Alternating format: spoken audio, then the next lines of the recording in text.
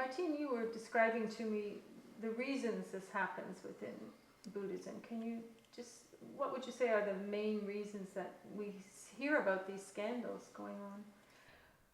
I think it's kind of something which is at one basic level very human.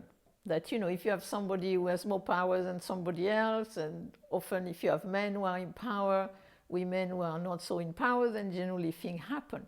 But I think in terms of Buddhism, it seems to happen more in the school of Buddhism, which have this idea of going beyond the relative, so going beyond ethics. And often they have this concept of crazy wisdom, which is really a modern idea. And of course, there is the idea of Tantra, of transmuting negative into positive. But I think, in a way, in different schools, you will have different reasons for it to happen. In terms of the Zen tradition, in some Zen tradition, when you have more this idea of what is called as sudden awakening, sudden practice, then actually really often ethic goes very easily, that they're beyond ethics. And what is strange is that the first thing they do if they think they're awakened is that they go and have sex and they go and drink alcohol. And as the Dalai Lama said, if they were so enlightened, they should actually drink urine and eat excrement, and it would not make a difference. But they don't choose to do this. So I think in terms of the Zen tradition, it's more this idea that one is beyond ethics. Though not all the schools are the same. You have some school of Zen who also are very in ethics. And my teacher, Master Kuzan, was extremely ethical. And that's why I was, in a way, very happy to be his disciple. Then if you look at Tibetan Buddhism, you have different schools. Some are more into ethics than others. And so the less you are into ethics, the less you say, if they say, ethics is just a relative, if you're awakened, you can do basically anything you want. But if you can do anything you want, then maybe, one would expect the person to really go and save the world and give all their money and etc., etc. But instead, again, they seem to amass money, they seem to try to have sex with women. Sometimes the women might be interested, but what is worse is that if the women are not interested, they kind of force the women or convince them. And I think you have different things. You have the idea, first, of the guru. That is in Tibetan Buddhism. In Tibetan Buddhism, you have the idea of the guru. The guru is to be seen like the Buddha. Also, you have the idea that you cannot say anything bad about the guru. You cannot question the guru. Otherwise, you break your vows. And then you're going to go to hell, or you're going to have a bad rebirth.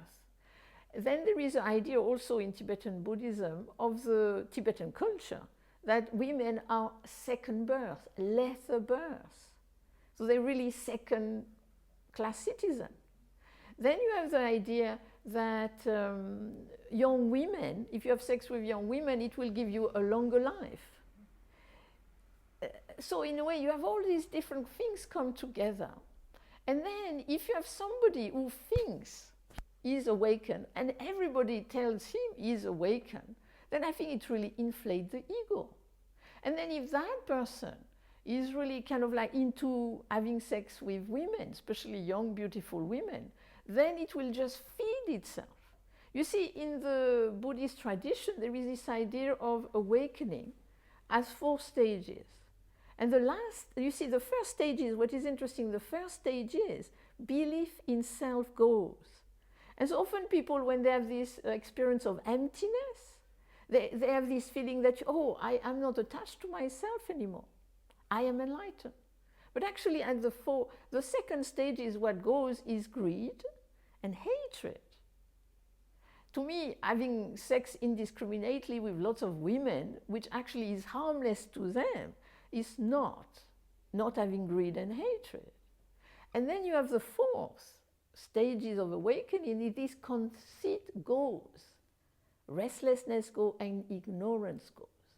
And to me, when you have all these teachers who have sex with young women, and to the detriment of these women, I think it really shows that they might have a small understanding.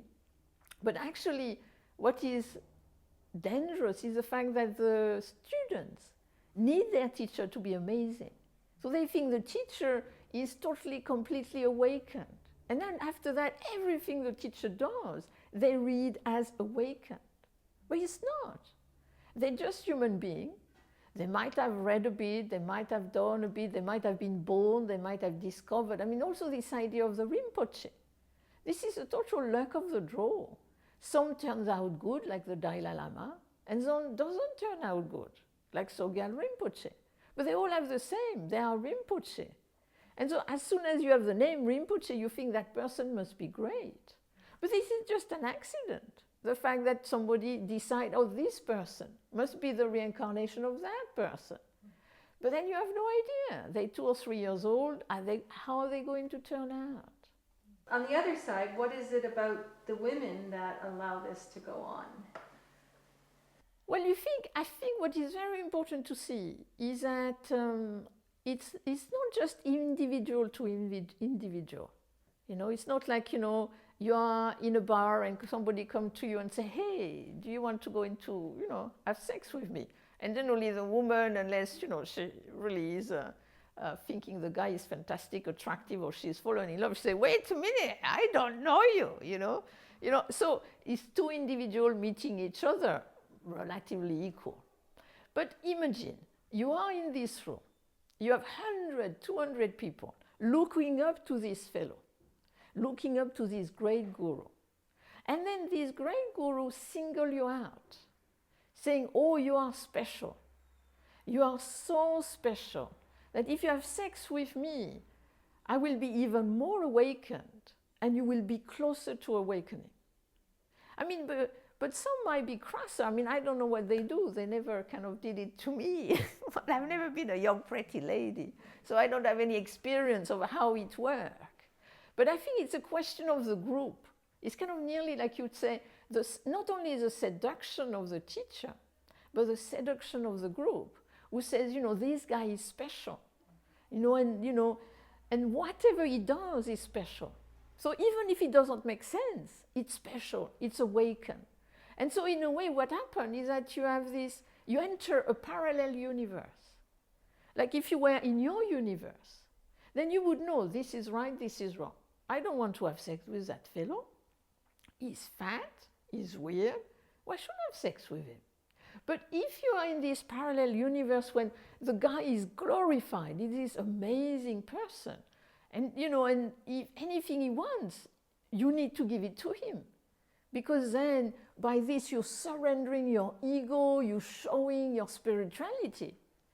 I think it's often the way kind of like, I would say like kind of underhand coercion, it's kind of a cultural coercion, group coercion, the teacher coercion. It's kind of like, it's nearly like sometimes you could nearly have the teacher grooming, being very nice, very nice, very nice. And so you feel so comfortable with that teacher, and then suddenly, bang, pay time come. And then by then you're so far that you think, well, maybe I can also do this. Or you cannot even question it by that moment.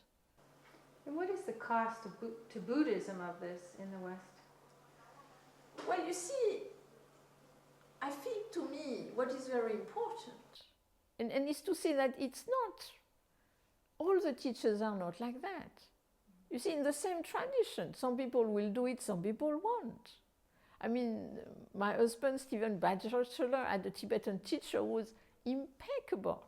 He was so ethical. He was amazing. My teacher, Master Kuzan from the Zen tradition, very ethical. And I saw him in action, so I could see that.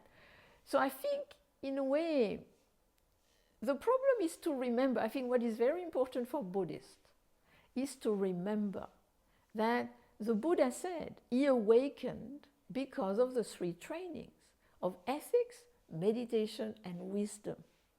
He did not awaken because of his charisma.